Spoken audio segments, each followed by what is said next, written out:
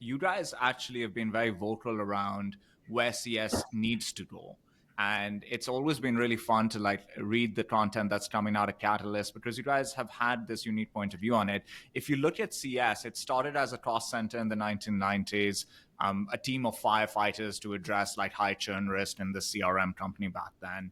And as you said, whenever the market turns, we remember that we actually have recurring revenue businesses where the recurring of the revenue matters, and so we start giving more resources to see as it happened in the peak of the pandemic initially. Pavilion had Yep. shared a lot of data around that. It happened this time as well, but you're noticing that there's a lot of counter narrative. Snowflake fired the entire CS team because it just they felt there were better ways to do it. Jason Lemkin, as AJ has mentioned, has been quite vocal about how CS when done really well is brilliant, but it's rarely done really well right now. I listened to a podcast this morning where he was saying that giving them a revenue target was a big mistake and it's made them warriors and caused a lot of issues over there. And they should just be focused on happy customers. And then you've got the winning by design school of thought, which is no, give them a revenue target, make them a profit center, etc.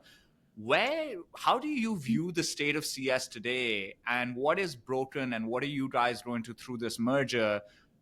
What are you guys hoping to be able to facilitate as this moves in the direction that you hope it moves?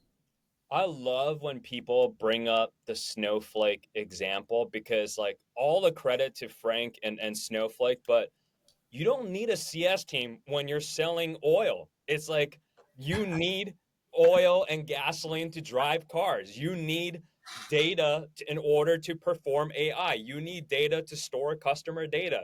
So is the There's point that at like one point of product market fit, you should fire the CS team? So once we all build companies that have great product market fit, then Yeah. we fire the CS teams then? Well, no, but like that product market fit is just so it's like so foundational to the way businesses operate that between them and OpenAI, sure, they are the two companies that do not need a CS team because whether people want it or not, they have to use them.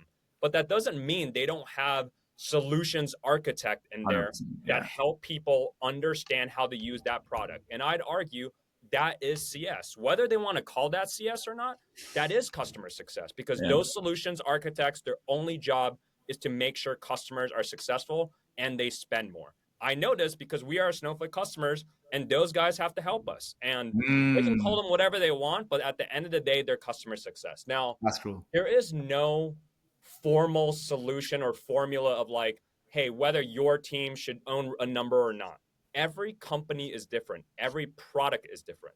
That said, if you are a company in which your CS team owns a number, there's a way to do it that is not going to put them in a situation where they're scaring off the customers. Because, I mean, people make it so black or white. It's not like I'm jumping on a call and saying, hey, by the way, before I can tell you how to use our product, I just want you to know that this is our package and this is how you sign. If anyone talks like that, yeah, they should be freaking fired because that is the worst thing I've ever heard. What actually matters is you have customer value in mind. You are figuring out how to create value for them, how to create not only value for them, but value for their customers because they are using your tool to drive value for themselves. And if you can deliver that, the commercial conversations are naturally going to come up. So anybody can have those conversations. What matters is actually are the people equipped to have that. There are some CS folks that just aren't equipped to talk commercial numbers, and that's okay. Either A, they're very very technical, or B, they're just too they don't like the uncomfortableness about talking dollars, and that's okay. But every company is different, so I don't have a prescription for you, but I will say this: like, it doesn't matter what flavor you're thinking about, but customer success is 100% here to stay.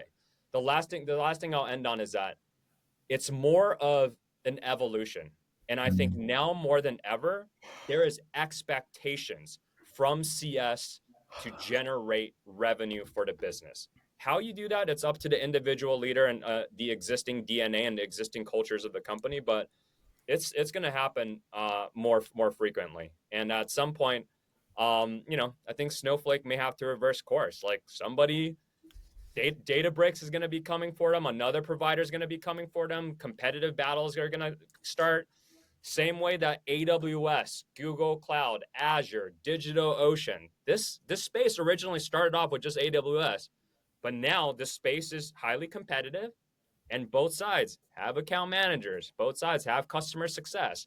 You can call them anything that you want, but at the end of the day, the core function is how do you help your customers drive value? And in turn, you're going to be able to extract more revenue from your existing customers.